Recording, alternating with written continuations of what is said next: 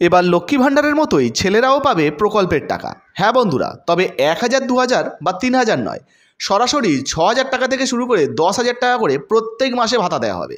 তো বর্তমানে ছেলেদের জন্য কি প্রকল্প চালু করা হয়েছে, সরকারের তরফ থেকে কি ঘোষণা করা হয়েছে, চলুন এক এক করে আপনাদেরকে জানাই।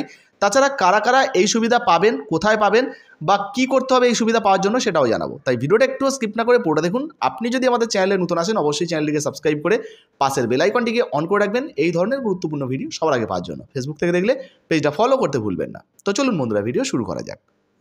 দেখুন বন্ধুরা, বলা হয়েছে এবার শুধু মহিলাই নয়, এবার মাসে 10,000 টাকা করে ভাতা পাবেন যুবকরাও। তো বুঝতেই পাচ্ছেন বর্তমানে মহিলাদের পাশাপাশি ছেলেদেরকেও 10,000 টাকা করে ভাতা দেওয়া হবে, বড় ঘোষণা সরকারের। তো বর্তমানে প্রতি মাসে এই 10,000 টাকা করে ভাতা কারা কারা পেতে পারেন, কারা কত টাকা করে ভাতা পাবেন, চলুন এক এক করে আপনাদেরকে দেখিয়ে দিই। দেখুন বন্ধুরা, এখানে পরিষ্কার বলা হয়েছে নারীদের আর্থিক ক্ষমতায়নের জন্য রাজ্য ও কেন্দ্রীয় সরকারের একাধিক প্রকল্প রয়েছে। বাংলায় গৃহবধূরা পান লক্ষ্মী ভাণ্ডার প্রকল্পের টাকা। তবে এবার শুধু মহিলারাই নয়, পুরুষদেরকেও কিন্তু ভাতা দেওয়া হবে। শুধুমাত্র 1000 বা 2000 নয়, 10,000 টাকা পর্যন্ত প্রত্যেক মাসে বেকার যুবকদেরকে কিন্তু ভাতা দেওয়া হবে। তো বর্তমানে কারা কারা এই টাকা পাবেন তার আগে আপনাদেরকে দেখিয়ে দিই যে বর্তমানে যে সমস্ত বেকার যুবকরা এই 10,000 টাকা পর্যন্ত ভাতা পাবেন তার জন্য কি কি কাগজপত্র লাগবে বা কোন যোগ্যতায় কত টাকা করে ভাতা দেওয়া হবে। দেখুন বন্ধুরা, বলা হয়েছে কারা পাবেন এই প্রকল্পের সুবিধা। বলা হয়েছে 18 থেকে 35 বছর বয়সী বেকার যুবকরা এই প্রকল্পের টাকা বা এই আর্থিক ভাতা কিন্তু পাবেন। দ্বাদশ শ্রেণী পাস যুবকদের প্রতি মাসে 6,000 টাকা করে দেওয়া হবে ভাতা। তো বুঝতে পারছেন, যারা ক্লাস 12 পাস করবে তাদেরকে 6,000 টাকা করে দেওয়া হবে। যাদের ডিপ্লোমা ডিগ্রি রয়েছে তারা মাসে 8,000 টাকা করে ভাতা পাবেন।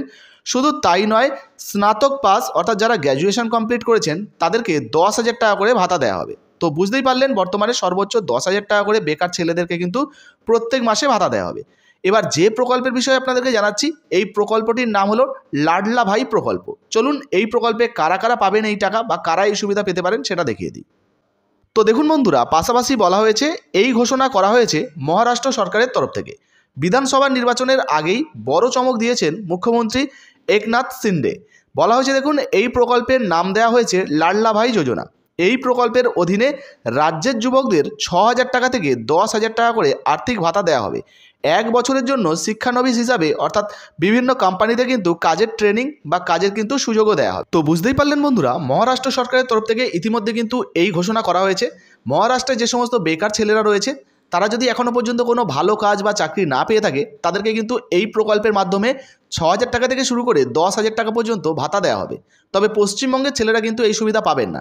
ইতিমধ্যে অবশ্য পশ্চিমবঙ্গে যুবশ্রী নামে প্রকল্প চালু রয়েছে, যেখানে কিন্তু বেকার ছেলে মেয়েদেরকে 1,500 টাকা করে ভাতা দেওয়া হয়। তবে পশ্চিমবঙ্গে এই ধরনের প্রকল্প চালু করা উচিত কিনা এই বিষয়ে যদি আপনাদের নিজস্ব কোনো মন্তব্য বা মতামত থাকে অবশ্যই নিজের কমেন্ট বক্সে কমেন্ট করে জানাবেন। ভিডিও ভালো লাগলে ভিডিওতে একটি লাইক দিয়ে ভিডিওটা ফেসবুকে হোয়াটসঅ্যাপে বেশি বেশি করে শেয়ার করবেন। ধন্যবাদ।